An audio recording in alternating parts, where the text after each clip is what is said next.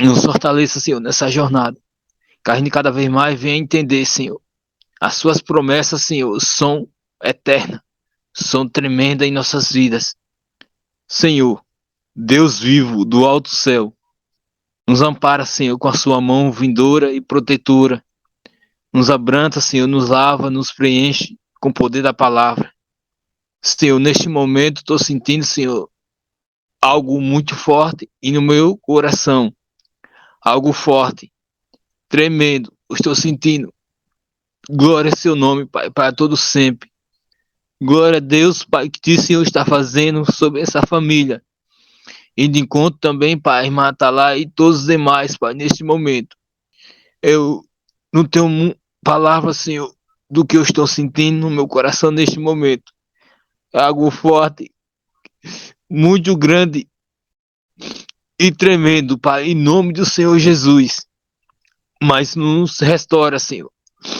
Nos guarda com a sua mão protetora.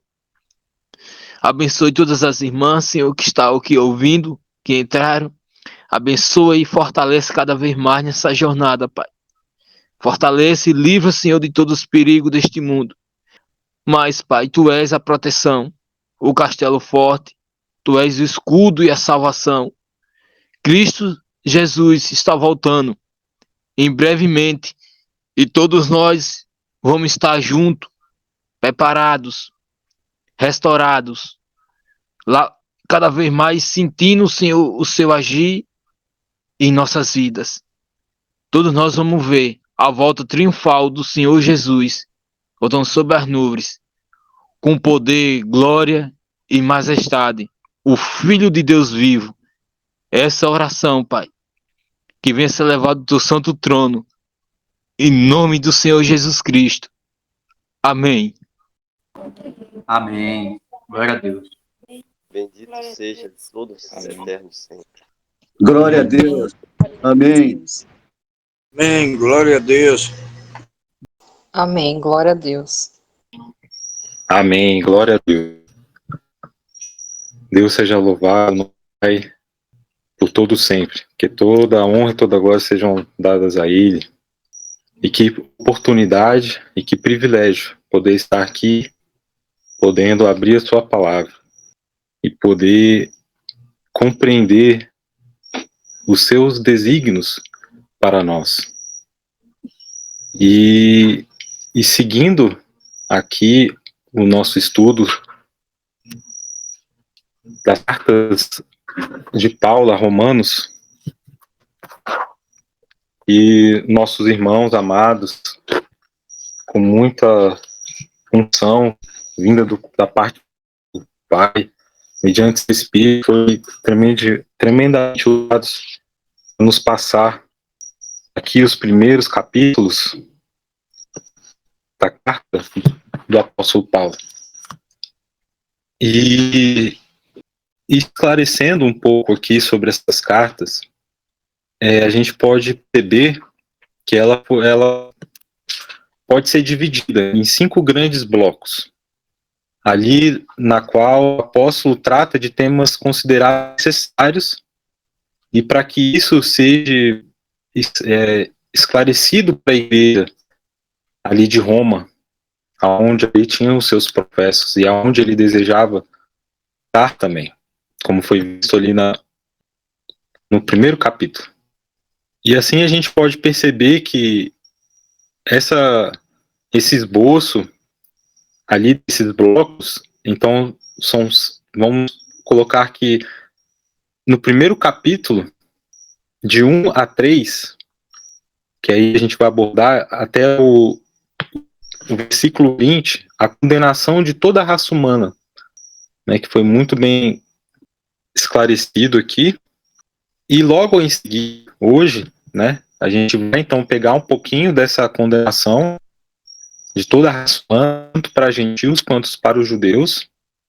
Interessante ali a interlocução que Paulo usa, né, a forma ali do texto que alguns estudiosos, né, que a gente percebe que a de Romanos é muito bem estudada, né, por muitos teólogos, tem muitos comentários. A gente vai colocar isso ali na na internet, Carta aos Romanos tem muita informação a respeito, né? É muito interessante e vale muito a pena realmente da parte do nosso Pai a gente estar aqui estudando, né? Pois foi isso que os reformadores fizeram.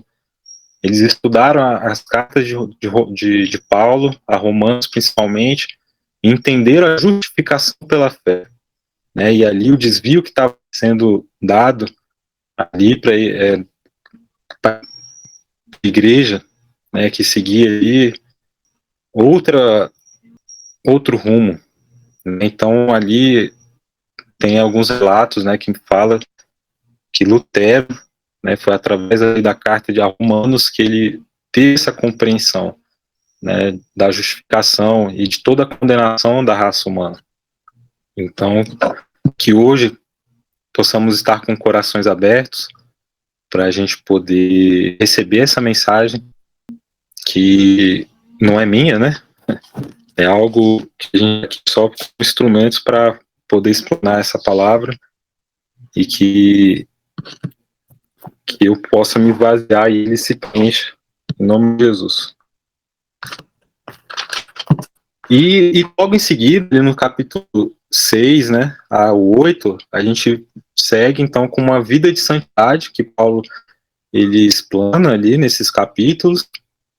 No capítulo 9 ao 11, ele já fala sobre o Israel, né, espiritual e o verdadeiro evangelho. E logo em seguida ali as orientações práticas da igreja de Roma. E no final ali as saudações, que eram muitas pessoas que ele conhecia e tinham ido a Roma. Então que Deus seja louvado, que possamos estar aqui estudando conforme a sua vontade. Então essas divisões são importantes para a gente entender esses blocos, né? E hoje a gente vai então pegar um pouquinho do final ali dessa condenação. A raça humana.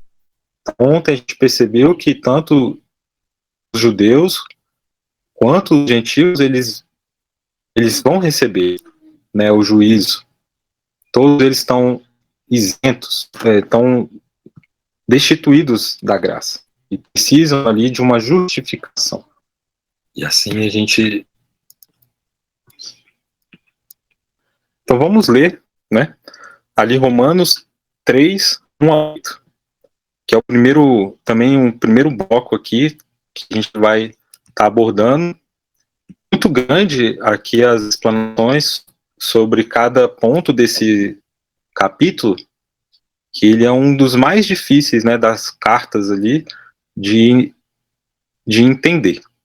Mas, pela graça de Deus, aqui a gente vai ter um privilégio de ter uma compreensão. Então, que vantagem tem o judeu?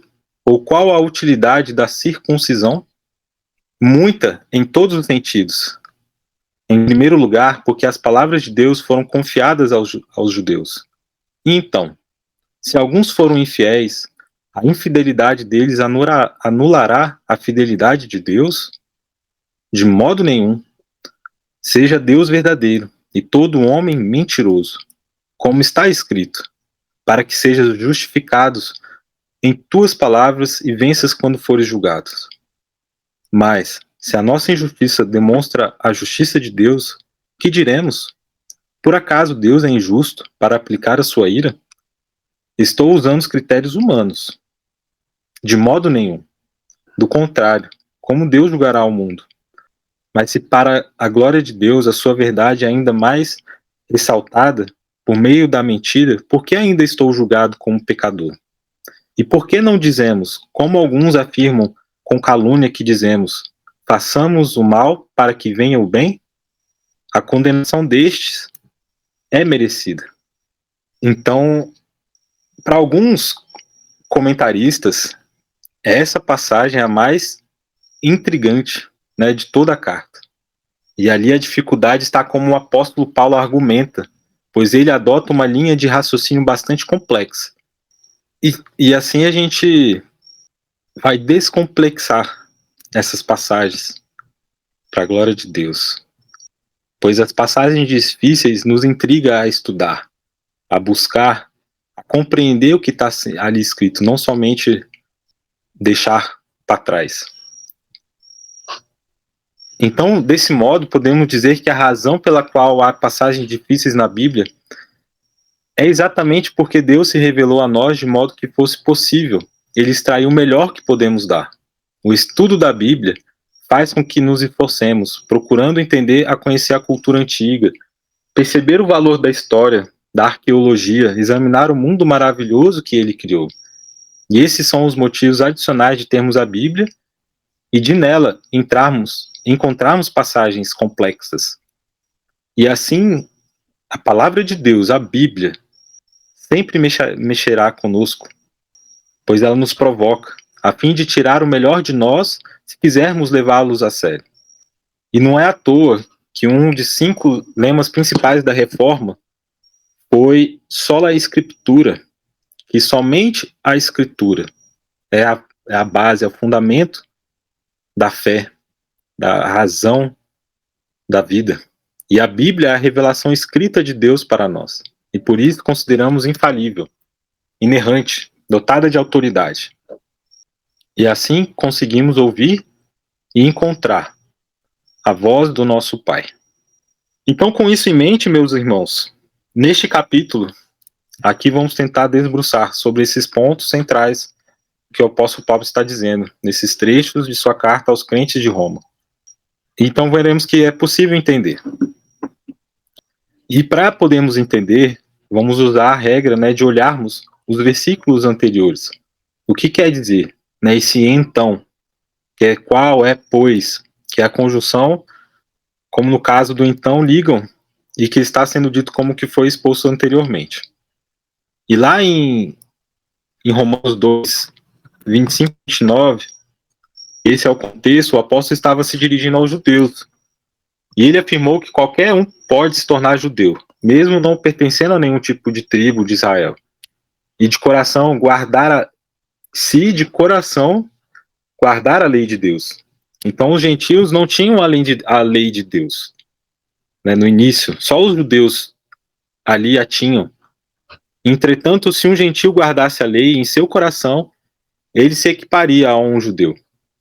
E o inverso também seria verdadeiro, pois se um judeu não obedecesse à lei, seria tratado como um pagão diante do Eterno.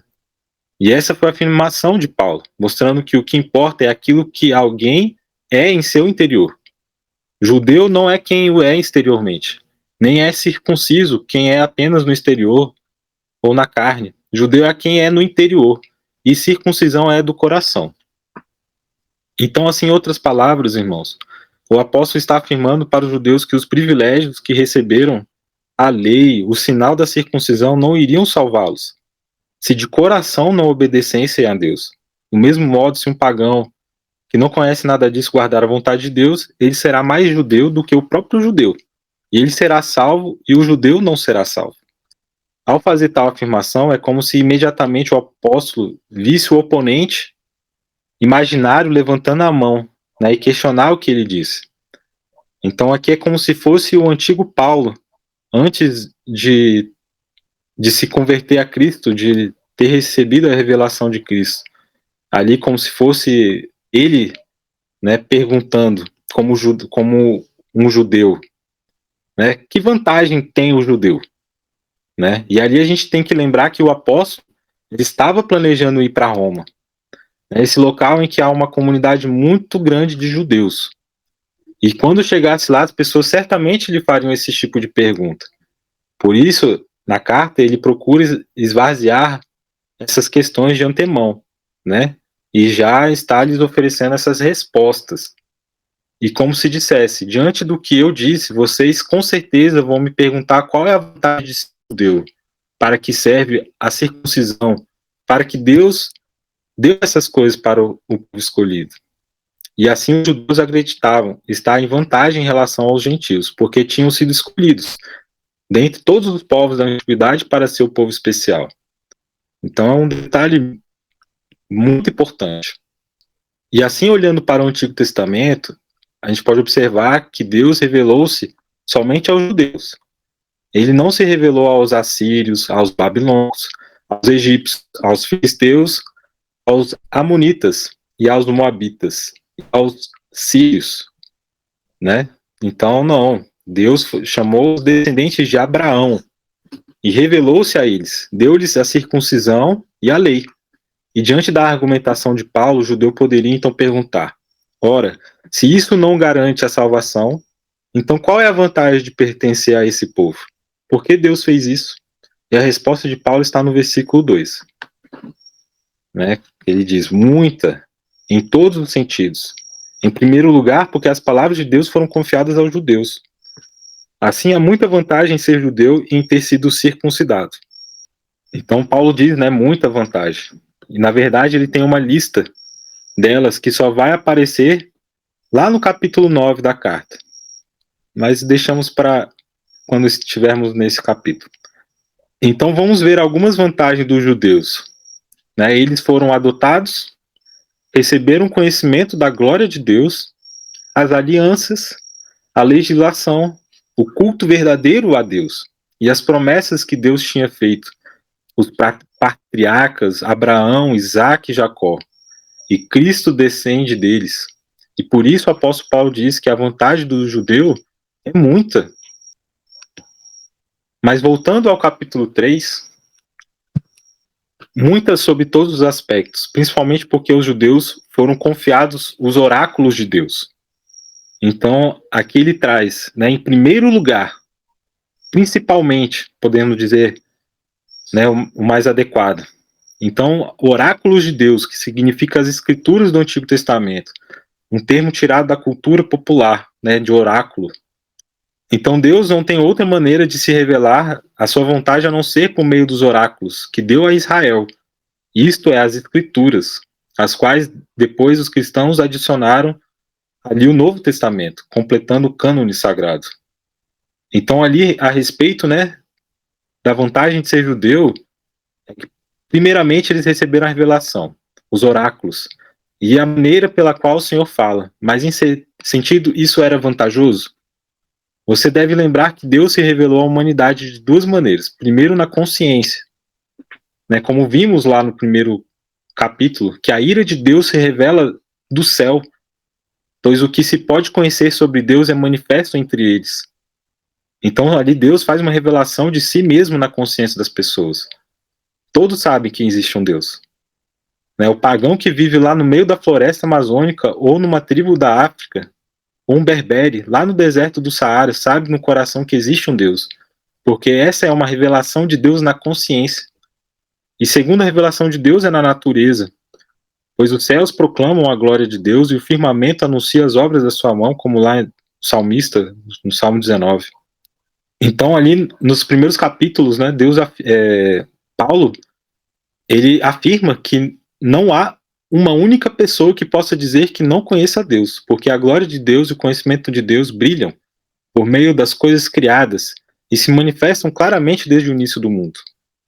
Então, assim, os pagãos têm duas revelações, a consciência deles e ver a natureza e concluir o que confere com a sua consciência, que nada daquilo é fruto do acaso, mas que há uma inteligência, um poder de trás de tudo que vem, que acontece, criou a criação e é responsável por ela. E ali a outra é a revelação escrita, né, que Deus levantou homens a quem se revelou e mandou que esses homens escrevessem a sua vontade. Portanto, essa é a vantagem do judeu, porque foi a esse povo, os judeus, que Deus deu essa terceira revelação, a revelação da escrita, dos oráculos, da palavra do Deus vivo. E assim, nós estamos tendo essa oportunidade. É um privilégio, uma responsabilidade. Mas se ela não estiver dentro dos nossos corações, não vai servir de nada. Então, qual é a vantagem de ser um judeu? Assim Paulo afirma, muita. Né, como é uma imensa vantagem, né, de Israel no Antigo Testamento sobre todas as outras nações. Porque as palavras de Deus foram confiadas aos judeus. E ali tem uma outra questão, né, que Paulo ali, ele roga como se fosse um interlocutor. Uma vez que muitos judeus não creram nas palavras de Deus, isso não demonstra que Deus abandonou seu povo? Aí Paulo responde, né, de modo nenhum. seja Deus verdadeiro e todo homem mentiroso, como está escrito, para que seja justificado em tuas palavras e venças quando fores julgado. Aqui, mais uma vez, é a resumida a afirmação, a argumentação de Paulo.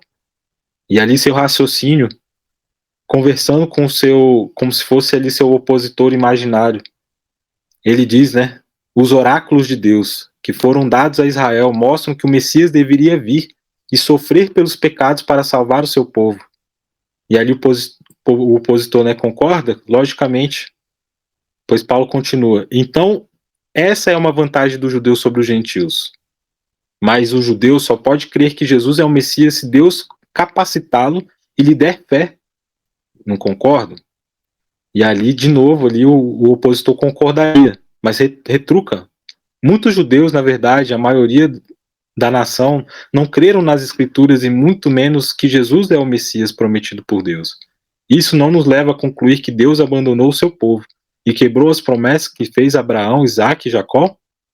E assim Paulo responde essa questão, né, com detalhes lá no capítulo 9, do versículo 6 a 8, quando diz que Deus de modo nenhum abandonou o seu povo, porque a promessa de Deus não foi feita a toda a nação, mas sim ao remanescente fiel, aos eleitos que haviam dentro de Israel. Logo, há um remanescente fiel, que creu no Messias. E o apóstolo Paulo usa a si mesmo como exemplo disso. O que veremos quando quando formos ver lá no capítulo 9 da carta. E que tremendo, é um estudo maravilhoso. Que Deus seja louvado.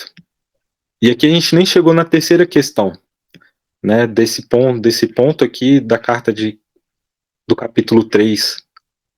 Mas vamos tentar concluir esse primeiro ponto aqui que lemos, né? Então, além disso, vimos que os judeus receberam muitos privilégios da parte de Deus, mas que os perderam por causa da incredulidade na revelação divina natural, e também porque eles rejeitaram o Messias.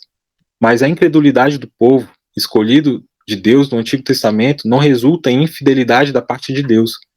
Ela simplesmente mostra que todos somos pecadores, corrompidos, em comparação com Deus, que é justo, verdadeiro, santo e bom.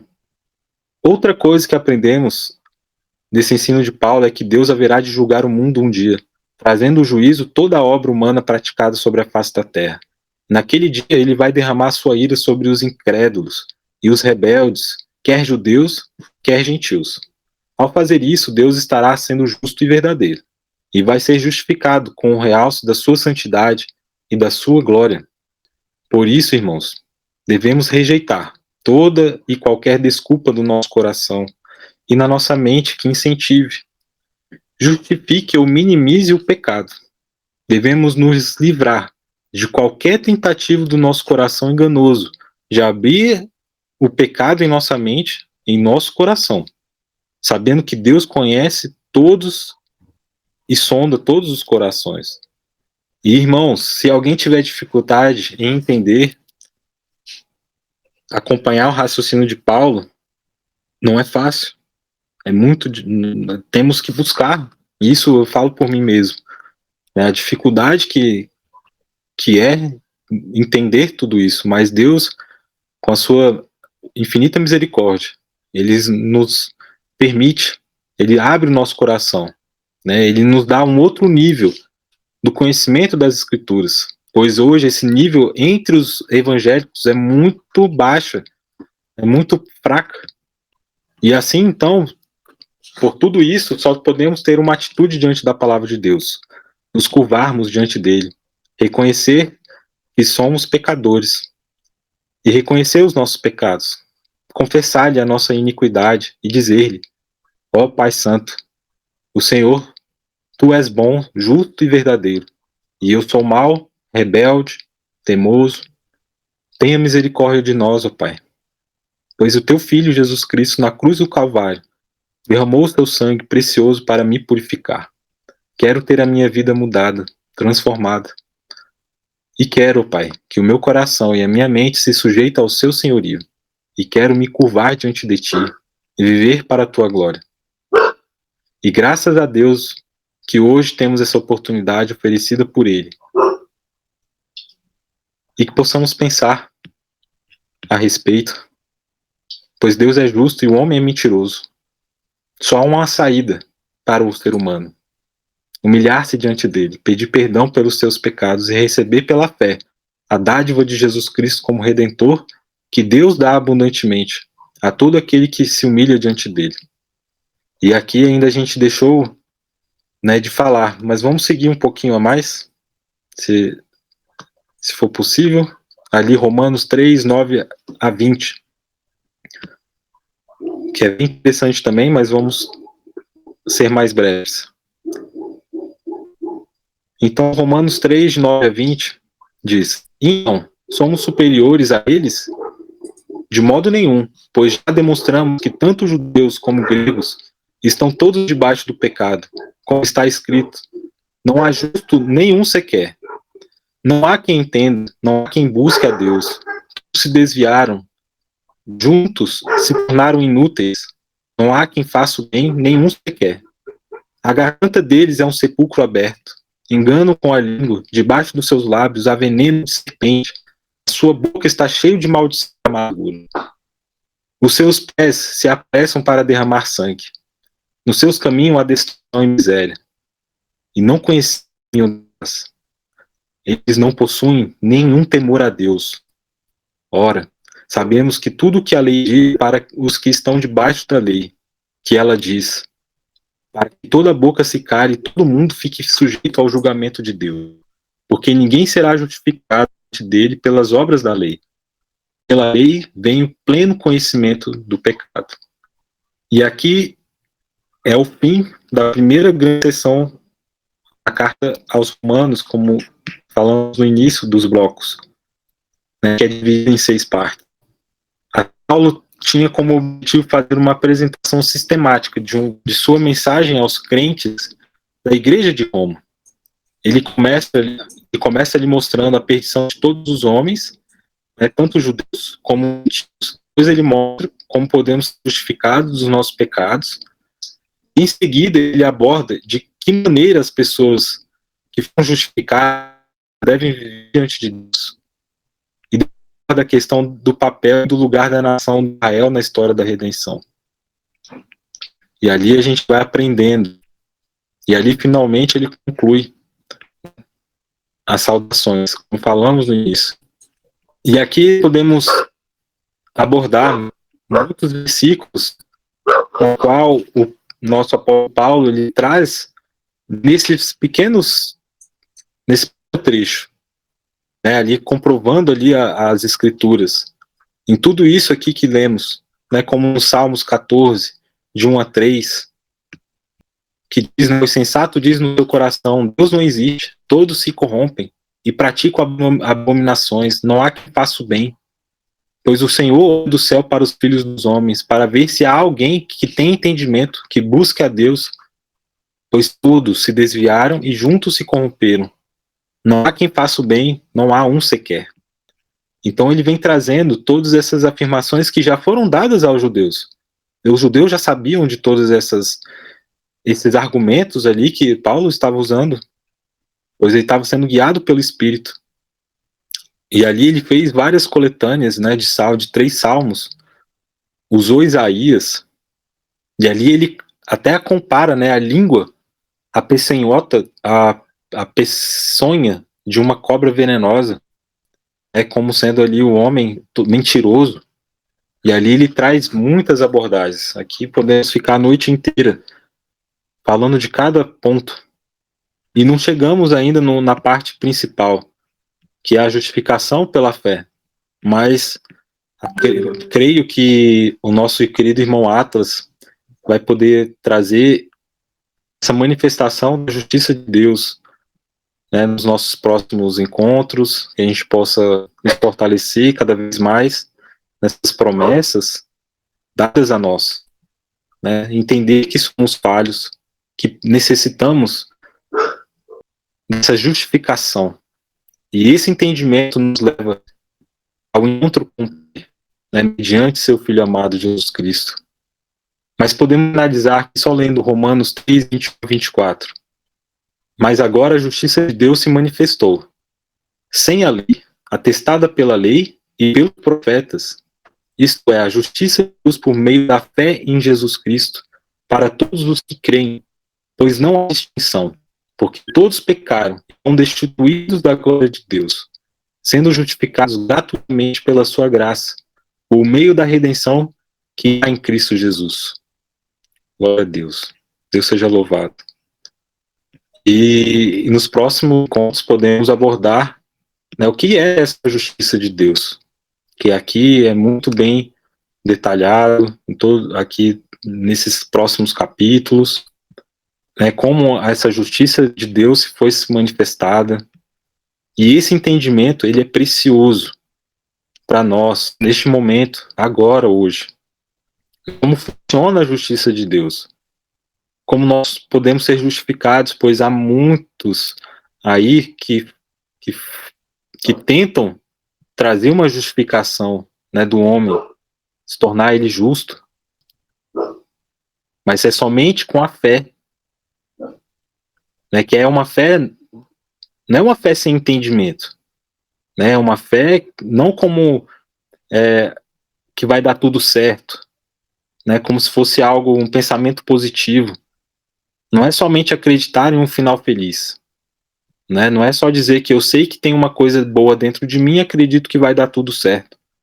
Pois na fé não é um salto no escuro, né? Eu vou acreditar e quem sabe funciona.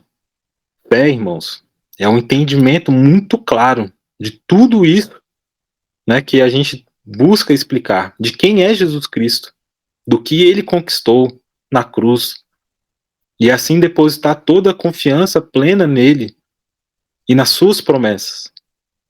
A fé anda junto com compreensão, pois fé sem entendimento é misticismo, superstição,